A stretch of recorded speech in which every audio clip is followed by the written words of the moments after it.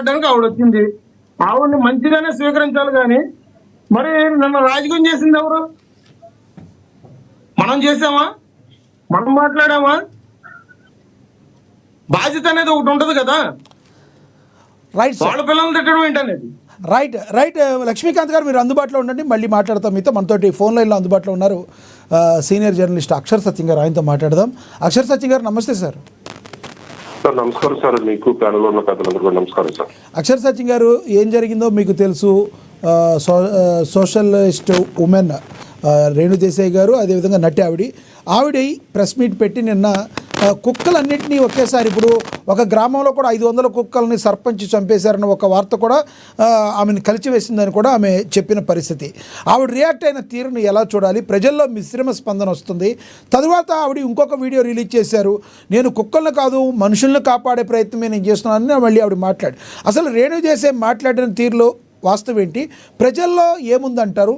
దీని గురించి ఇలా మాట్లాడతాం మీకు అవసరమా అని అడిగే వాళ్ళకి మీరేం చెప్తారు?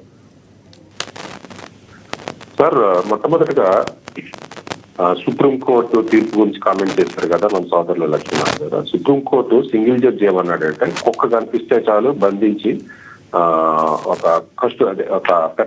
బంధించి పెట్టండి, అట్లా పుట్టది మీరే ఫీడ్ చేయండి అని ఆయా ప్రభుత్వాలను ఆదేశించారు. అయితే దాన్ని సుప్రీంకోర్టు 3 జడ్జెస్ బెంచ్ రెక్టిఫై చేసింది ఆర్డర్. బంధించి ఫీడ్ చేయడం కాదు, వ్యాక్సినేషన్ చేసి వదిలేయండి అని అన్నారు. ఆమె కూడా కుక్కలకు ఫుడ్ పెట్టమంటే అలా కుక్కలు పక్కనివ్వండి అంటుంది రేణు దేశాయ్ గారు అన్నది కూడా. సో రెండో పాయింట్ ఏంటంటే, మనుషులు రాసిన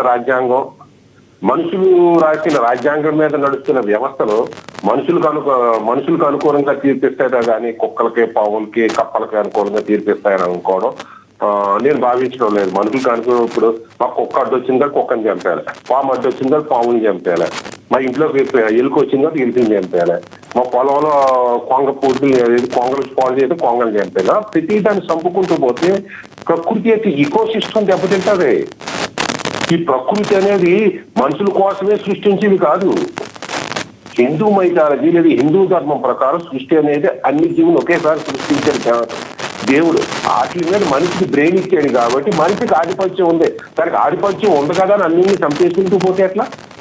ఈవెన్ డార్విన్ పరిణామ సిద్ధాంతం ప్రకారం కూడా ముందు జలచరాలు, తర్వాత ఇవన్నీ వచ్చినాయి. ఆ తర్వాత మనిషి లాస్ట్ లో వచ్చిన మనిషి ఫస్ట్ లో వచ్చిన మూగజీవుల్ని, జలచరాలను, కుక్కల్ని, పందుల్ని చంపుకుంటూ పోతానంటే ఎట్లా? అసలు కుక్కల భాష మనం మనిషి అర్థం చేసుకోగలిగితే ఇవాళ కుక్కలు ఏమంటాయంటే, ఒరే బాబు ఈ సృష్టి నీది నాది మనందరూ తినరా, మీరు మమ్మల్ని చంపేస్తే ఎట్లాగా? మీరు చంపాల్సింది మా కుక్కలు కాదు, మీ మనసులో మనిషి మనసులో నాధిపత్య అహంకారాన్ని, స్వార్థాన్ని, ఆశ్రిత పక్షపాతాన్ని చెప్పుకుంటే అర్థం చేసుకునే మనస్తత్వం మనకి లేదు. కుక్క మా ఇంటి నేను బయటలో వెళ్తున్నాను కాబట్టి 10 కుక్కలను ఎంటబడి కట్టేసిన కుక్కలందరినీ చంపేయండి. ఇది ఎంతవరకు కదా అన్నది కరెక్టే కదా. ఇప్పుడు రోడ్డు మీద వెళ్తుంటే ఒక అమ్మాయి వెళ్తుంటే రేప్ చేసి చంపేస్తున్నారు, మరి మనుషులందరినీ చంపేస్తున్నావా? చెప్పండి.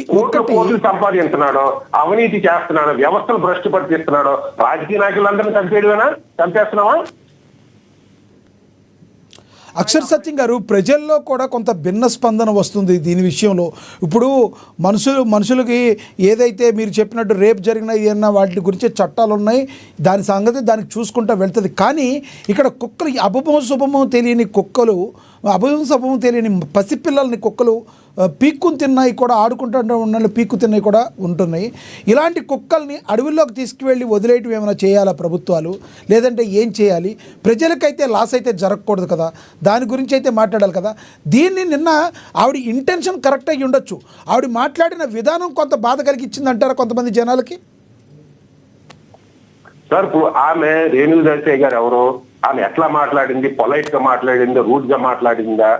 అది ఎవరిని గాయపరిచింది అనేది సమస్య కాదు సార్. ప్రకృతి మీద మనిషి ఆధిపత్యం గురించి సమస్య. రైట్. ఇప్పుడు రోడ్ రేట్ పోతుంటే ఒక మనిషి పిల్లలు రేట్ చేసినా కానీ మనం పట్టించుకోకూడదని కోర్టులు చూసుకుంటాయి. రైట్. రోడ్డు ఒక రాజకీయ నాయకులు ఎన్నుకుంటే అవినీతి చేసి ప్రజలను ఇన్ఫ్లుయెన్స్ చేసినా కానీ దాని మీద మనం మాట్లాడకూడదు. ఇప్పుడు రోడ్డు మీద వెళ్తుంటే మనుషులు కూడా కొట్టుకుంటున్నారు, మన మనుషులందరూ చంపేస్తారా? మనుషులు తిప్పుకుంటున్నారు, మనుషులు ద్వేషించుకుంటున్నారు, కర్రలు ఇచ్చి పోల్చుకుంటున్నారు, కత్తులు ఇచ్చి పోల్చుకుంటున్నారు, కర్రలు ఇచ్చి కొట్టుకుంటున్నారు. మనుషులందరూ చంపేయమని అంటలేదే మనం. అంటే కుక్క అంటే నీచుకోమా సార్? పావు అంటే నీచుకోమా సార్? ఒక ఇష్యూ చెప్పాలి. ప్లేగ్ టైంలో విదేశాల్లో కుక్కల్ని, పావుల్ని, కప్పల్ని, ఎలకల్ని చంపేశారు. ఇట్లాగా మొత్తం చేసేస్తే ప్లేగ్ అనేది వచ్చింది, ఎకో సిస్టమ్ దెబ్బతిని ప్లేగ్ వ్యాధి వచ్చి ప్రపంచాన్ని సర్వనాశనం చేసేసింది. అలాగే చైనాలో ఈ కొంగల్ని, కాకుల్ని చంపేస్తే పాడు చేసేస్తున్నాయని ఆ పొలాల్లో తిన్న పురుగులు తినే సిస్టమ్ లేక, పక్షులు లేక, పండే పంటలను పురుగులు తినేసి పాడు చేసేస్తుంటే అక్కడ కరువు కాటకాలు వచ్చేస్తే మళ్ళీ రష్యా నుంచి తీసుకుని వచ్చారు కొంగల్ని. చరిత్ర చెప్తుంది ఇదంతానే. ఈకో సిస్టమ్ దెబ్బతింటే ఇవ్వాలండి. మిమ్మల్ని కుక్క కట్టింది కదా, కుక్కలను అంతా దెబ్బతి కుక్కలు లోనేస్తావు కదా. అదే మిగిలిన మనుషులు చెప్పమంటే తిరగబడతారు, వ్యవస్థలు కాపాడతాయి. కుక్కలు ఎవరు కాపాడతారు సార్? ఎవరైనా వేణి చేసేలాంటి లోన్ ఎత్తితే ఆమె మీద నీ మొగుడు వదిలేసాడు లేదా నీ పిల్లలు వదిలేశారని దూసుకు పడిపోతాం. ఎందుకంటే మనిషి యొక్క మానవ నైజం ఏంటంటే తనకంటే బలహీనుల మీద బలంగా పడిపోతాడు, తనకంటే బలవంతుల మీద బలహీనంగా ఉంటాడు. అబ్సల్యూట్లీ. ఇప్పుడు కుక్కని వ్యాక్సినేషన్ చెయ్యండి, వ్యాక్సినేషన్ చేయడం, కుక్కలను అదుపులో పెట్టడం ప్రభుత్వాలకు, స్థానిక ప్రభుత్వాలని కానీ అక్కడ ప్రభుత్వాల బాధ్యత. చంపేయమంటే నువ్వెవరో నేనెవరండి? అది సుప్రీంకోర్టు అవని, ప్రధానమంత్రి అవని, పంచాయతీ ప్రెసిడెంట్ అవని కుక్కలు చంపేయడం ఏంటండి? కుక్కలకు ఈ సమాజం, ఈ ప్రకృతిలో కుక్కలకు వాటా లేదా? ఇప్పుడు మీరేదో అడవి అంటారు, ఎక్కడ ఉన్నాయి సార్ అడవులు?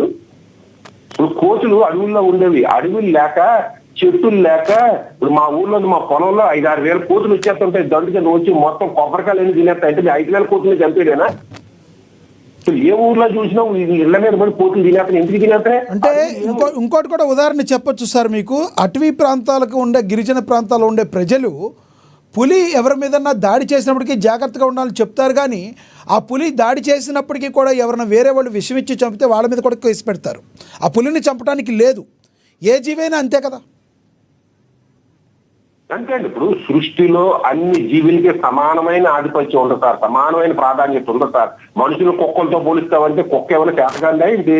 కుక్క కంటే గొప్పడే ఏంటి మనిషి? నీ దృష్టిలో నువ్వు మంచోడు అయి ఉండొచ్చు, కుక్క కూడా నీలాంటి మంచిదే, మనిషే. దానికి ఒక బ్రెయిన్ ఉంది, దానికి ఒక ఆలోచన ఉంది, తనకి ఒక బాధ ఉంది, తనకి బతకడానికి ఒక వ్యవస్థ కావాలి. నువ్వు డ్రైనేజ్ చేసి అది ఉండటానికి ప్లేస్ లేకుండా చేసేసి ఆవుల్ని, పుట్టల్లో, గుట్టల్లో, కొండల్ని, కోనల్ని, చెరువుల్ని, గోత్తల్ని, కాలువల్ని మనిషి సాక్షిగా చేసేస్తుంటే ఈ పావులు ఎక్కడ ఉండాలి? కుక్కలు ఎక్కడ ఉండాలి? కప్పలు ఎక్కడ ఉండాలి? ఈ పక్షులు ఎక్కడ ఉండాలి సార్? అయితే ఇంకొకటి సచిన్ గారు ఇంకొకటి మనుషులు చంపేయమంటే సచిన్ గారు ఇంకొకటి, ఎవరైతే తన మీద ట్రోల్స్ చేశారో వాళ్ళందరికీ కూడా ఆవిడ ఒక మాట అయితే చెప్పారు, నేను రాజకీయాల్లోకి రావడం లేదు, నన్ను దయచేసి ఇలా మాట్లాడమాకండి, నా పిల్లల్ని కరిస్తే మీ పిల్లల్ని చేస్తే మీకు తెలుస్తుంది ఈ బాధ ఏంటి అనేది అని నన్ను శాపనార్థాలు పెడుతున్నారు, దయచేసి అలా చెప్పమాకండి. నేను ఓన్లీ కుక్కల గురించే కాదు, కుక్కలు చేసినా కూడా తప్పే, వాటిని ప్రభుత్వాలు సరిగ్గా చూడాలనే చెప్తున్నాను, కానీ కుక్కల ద్వారా మీ పిల్లలు చనిపోవాలని నేను చెప్పట్లేదు, నన్ను ఇలా ట్రోల్ చేస్తున్నారో అని చెప్పిన మాట పరిస్థితి.